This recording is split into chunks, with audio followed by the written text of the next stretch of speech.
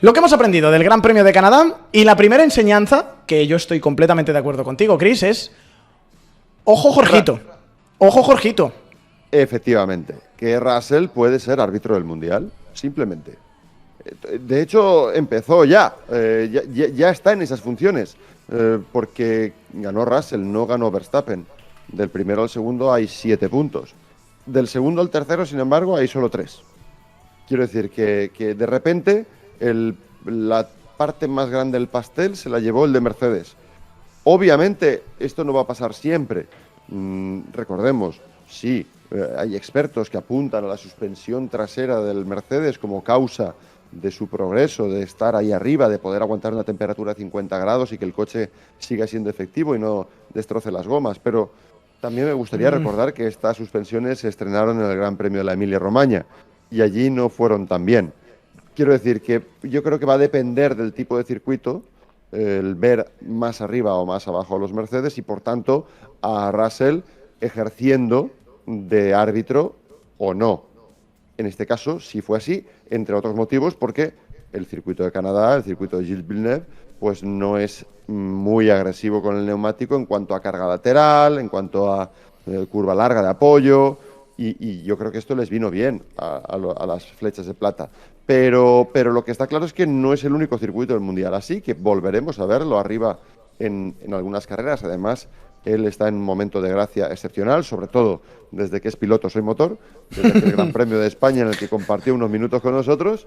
Yo creo que ahí recibió la llamada y dejó de ser el invisible para ser cada vez más visible, y no hubo nadie más visible en el Gran Premio de Canadá. Con lo cual, cuidado con Russell, efectivamente.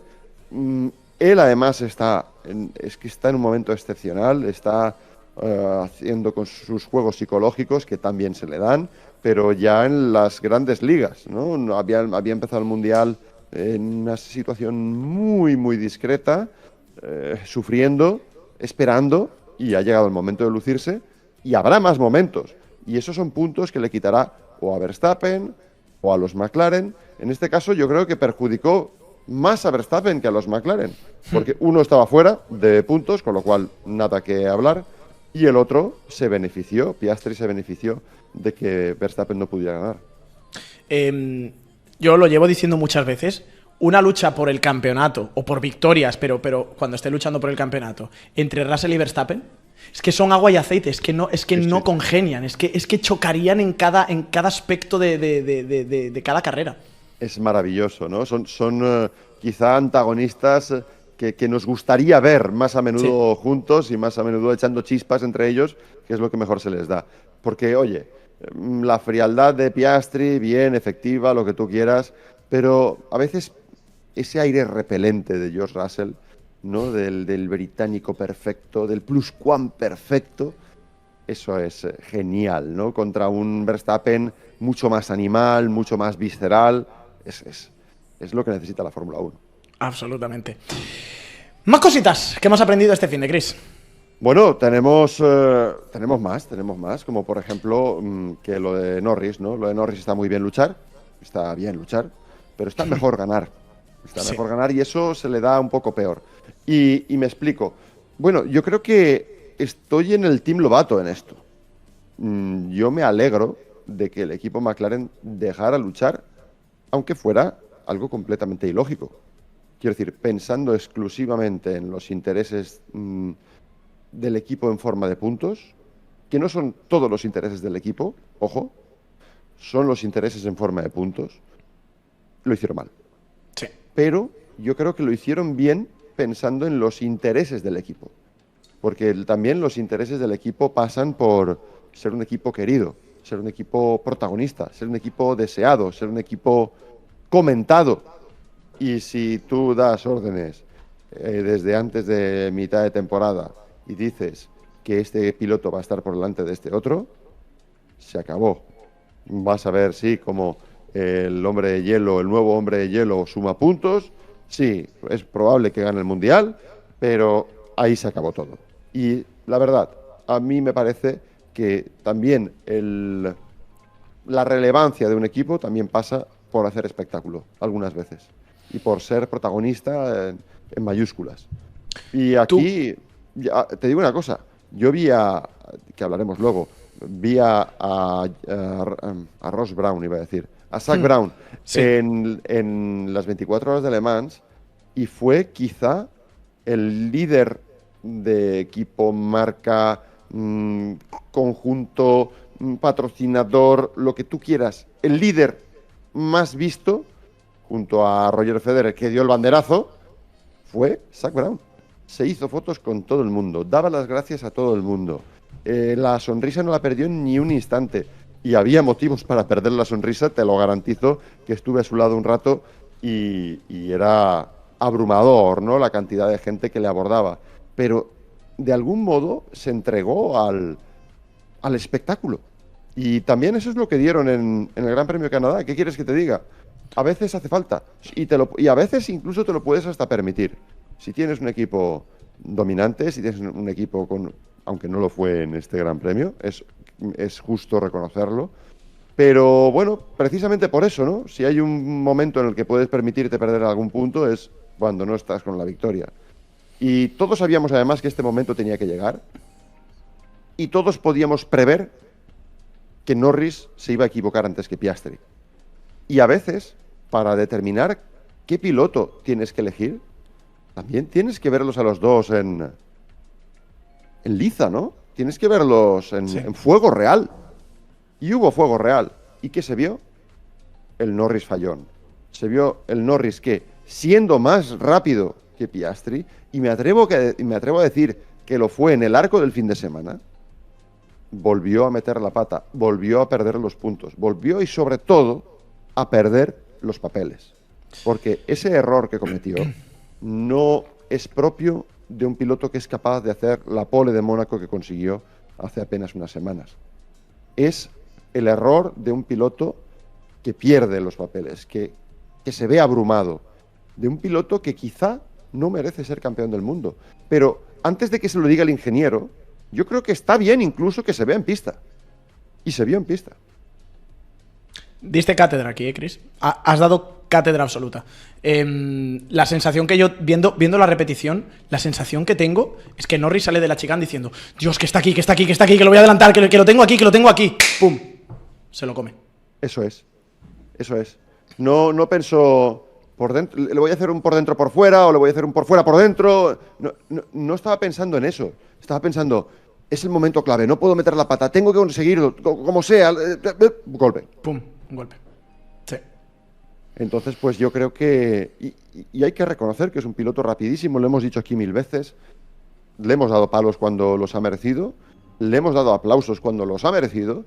Hemos intentado repetir que en el Mundial no está perdido, y con 22 puntos todavía no está perdido, pero en su carnet, no el de los puntos de la FIA, pero sí el de la fiabilidad como top driver, ¿no?, como número uno, cada vez tiene más tachas.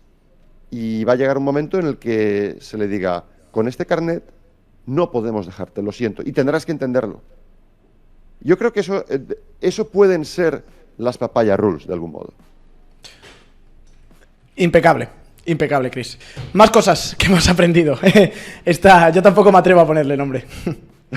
Lo de Alonso no tiene nombre.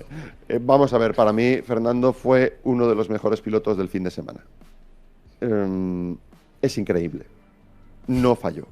No pierde la determinación, no pierde la mirada asesina, no pierde la precisión, la velocidad, la concentración. Lo hizo todo bien.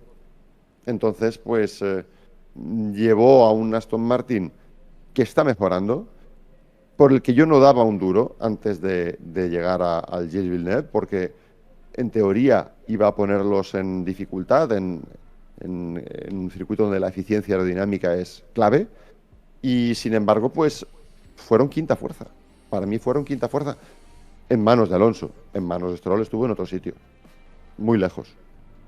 Pero porque Stroll yo creo que está fuera de onda, y porque obviamente Alonso es mejor, simplemente, sencillamente. Y por fines de semana como este, yo creo que todavía seguimos pensando con acierto que el día que Fernando Alonso tenga un coche para ganar el Mundial, lo ganará o como mínimo lo peleará hasta el final. si es que eso pasa. Sí, sí, ya está. No hay más, no hay mucho más que añadir. Pero para mí la reflexión, ya te digo, la reflexión son dos en realidad. Uno es el progreso innegable de Aston Martin, porque está progresando Sí. y está aprovechando otras cosas de las que hablaremos luego, pero sobre todo es que el piloto está. El piloto está. El piloto está, sigue empujando, además está hablando lo justo, que yo creo que es inteligente por parte del piloto. Simplemente hacer lo que tiene que hacer con el volante entre las manos y el resto dejar que suceda. Dar cuartelillo a un equipo que parece que está con las partículas orientadas en una misma dirección, por fin. Y eso venimos diciendo meses que es la verdadera clave de que Aston Martin un día sea un equipo top, porque el dinero lo tienen, las instalaciones ahora las tienen, las personas creemos que la mayoría las tienen, pero lo difícil en estos casos muchas veces es alinear. Y me estoy acordando de este fin de semana que estuve con Alan McNish, ¿no? Piloto de desarrollo de Toyota. Cuando Toyota llegó a la Fórmula 1, Toyota se dejó allí muchos millones, llegó a tener las personas en las instalaciones e incluso pilotos más que dignos para estar delante, pero las partículas no se alinearon nunca. Y aquí da esa sensación. Y yo creo que no somos los únicos que lo vemos, sino que con mucho más motivo lo está viendo Fernando. Y por eso habla poco. Y por eso se traga sapos. Y por eso mantiene el brillo en los ojos. Y por eso la prensa británica está intentando meter con calzador a Russell en el año que viene en Aston. Efectivamente. Porque es el equipo. Es el equipo. Y uno de los equipos. Russell, obviamente, o su entorno, empujan estas teorías. Evidentemente. Solo por terminar el tema de Fernando, la radio después de la clasificación, cuando le dicen la posición y el tío dice, no, estábamos tanto de tanta posición. ¡Shit! Ahí pega un grito en la curva 1, dices, tío, porque acabas de clasificar en Q3, séptimo, y estaba cabreado, estaba haciendo las maquinaciones de, no, pero si es que en este sector con estas décimas hubiera llegado a tal... Qué bien, ¿no? Qué bien ver eso, qué bien ver esa ilusión, esa garra, esa rabia. Pero no es una rabia, no tiene nada que ver con el GP2 Engine, no tiene nada que ver con el ay, es otra cosa. No, es decir, venga, que lo tenemos aquí, vamos. Eso es. Y ha habido motivos durante mucho tiempo para quejarse del John Deere, y bueno, y aquí estamos. Siguiente enseñanza que nos llevamos del Gran Premio de Canadá. Aquí hable maestro porque poca gente sabe tanto de Ferrari de Italia como tú. Bueno, a ver, seguro que hay muchísima gente, pero lo que está claro es que suenan timbales de guerra.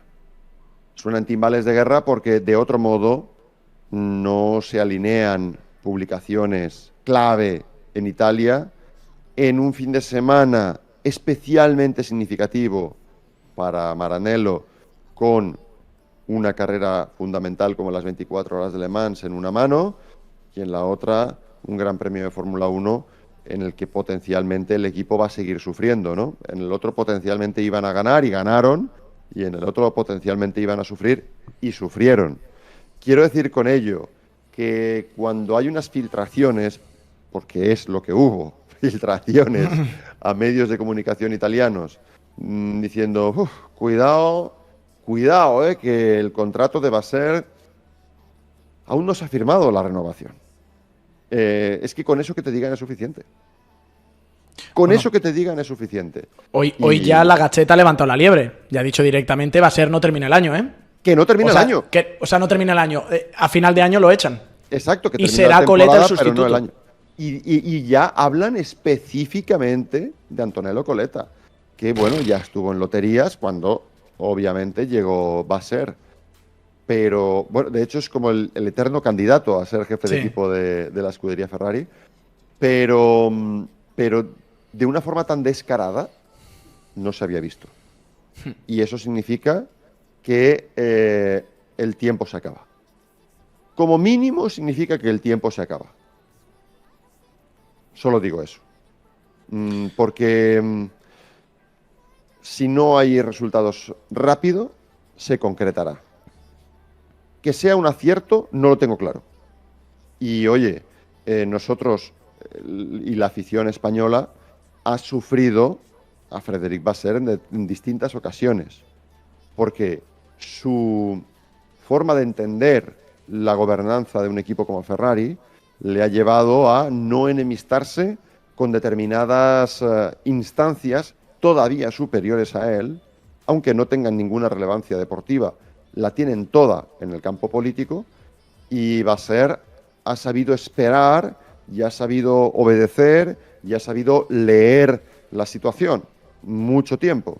Y eso le ha llevado, por ejemplo, pues a dejar en un, no quiero decir segundo plano, ¿no? Pero quizá un poco desenfocado a un Carlos Sainz frente a Il Predestinato, que es lo que tocaba políticamente empujar, ¿no?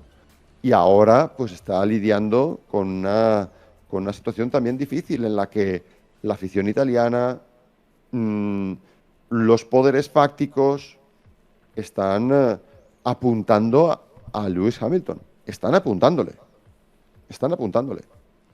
Y él ha sido un protector de Lewis Hamilton y ha sido, hablo de Frédéric Vasseur, clave para conseguir la confianza también de Hamilton y el paso adelante de dejar su familia en Mercedes para para vestirse de rojo antes de retirarse. Quiero decir que él se ha puesto en la picota, obedeciendo muchas veces o leyendo la situación política de Ferrari, pero precisamente eso es también lo que puede acabar con él. Entonces es una circunstancia muy compleja, muy compleja. Pero tenemos que saber leer las señales y para mí no es un despido en diferido. Para mí Vasseur no está aún fuera. Pero lo que sí tiene es un ultimátum. Para mí es un ultimátum. Y es posible que se haya enterado abriendo la Gazzetta, ¿eh? Porque así es como funcionan estas instituciones muchas veces. No con una llamada de teléfono o tomando una cerveza, sino abriendo la Gazzetta. Tendrá que obrar un milagro y eso es harto difícil. Y eso parece que es lo que le están pidiendo al equipo Ferrari. Y para terminar, otra cosita que hemos aprendido este fin de semana. Pues que hay oportunidades perdidas que pesan para ciertos equipos que están perdiendo su espacio. Y me refiero al equipo Williams, que está perdiendo su espacio como la primera alternativa a los 4 equipos grandes. De hecho, en alguna carrera se inmiscuyó entre los equipos grandes. Y lo está perdiendo no a base de coche, lo está perdiendo a base de periféricos, a base de otros departamentos que no están acabando de funcionar. Y me refiero aquí muy específicamente al fin de semana de Carlos Sainz. Obviamente, el Gaetán Diego no tiene la culpa de que Hadjar se pusiera por el medio. Ahí no tiene ninguna culpa, de acuerdo.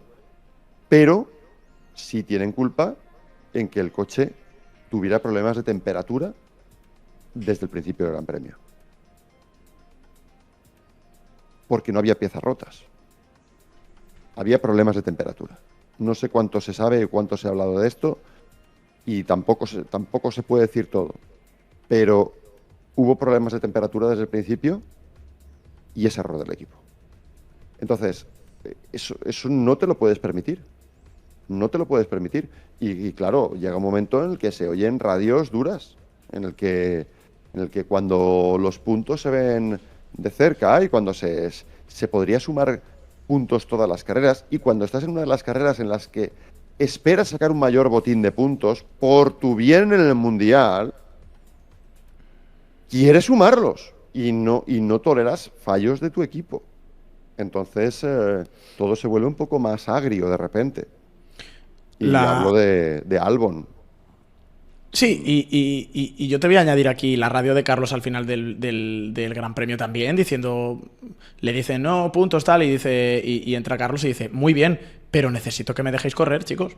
Eso es. Tengo que poder correr. Tengo que poder correr. Entonces, yo creo que el otro día me lo preguntaban en la radio, ¿no? En Radio Marca.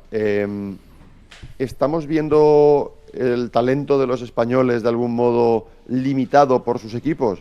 Evidentemente sí, ¿no? Sí. Bueno, no son los únicos de la parrilla a quienes les ocurre esto, pero en el caso de Aston Martin al principio de la temporada, por esa reorganización de la que ya hemos hablado, y el caso de Carlos, por los errores que hay al margen del coche, son quizá entre los más sonados de la parrilla, y creo que es justo para ellos también que se diga abiertamente. No es españolismo barato, es puro análisis de la situación y es pura interpretación de señales que están ahí. Un coche que es rápido, que no puntúa cuando los pilotos no fallan, es que algo alrededor del coche está fallando.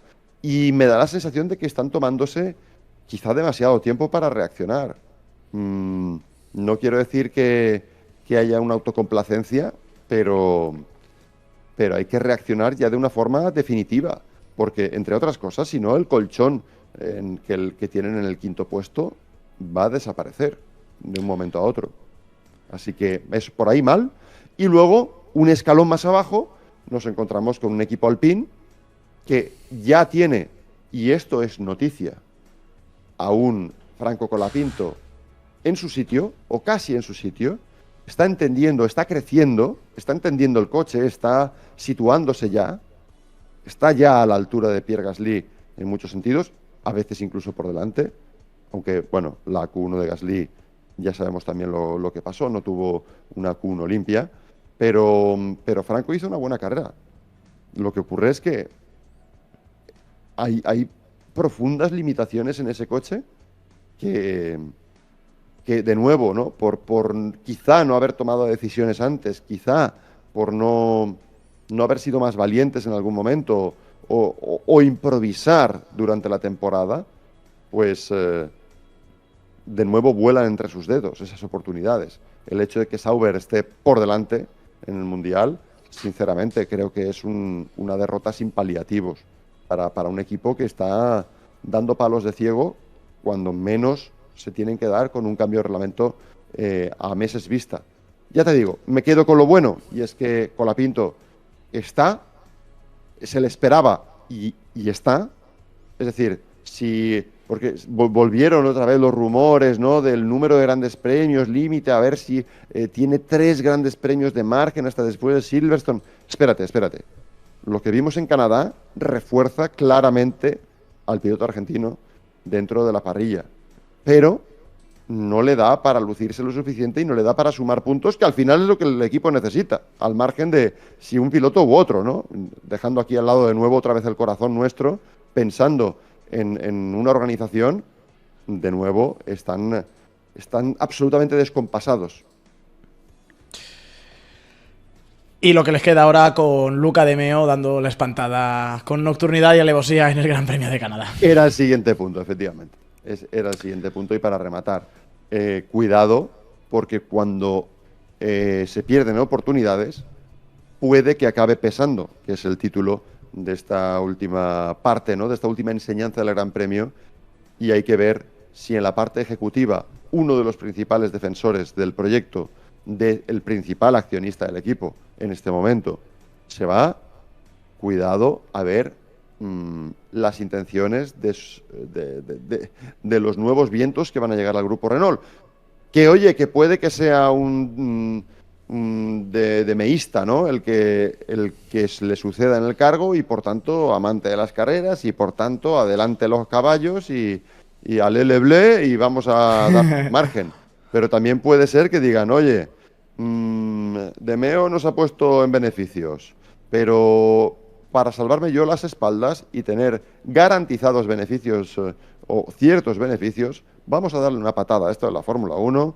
Yo voy a dar números sí o sí buenos al principio y luego ya veremos. Que eso sería un comportamiento típico de algún perfil directivo.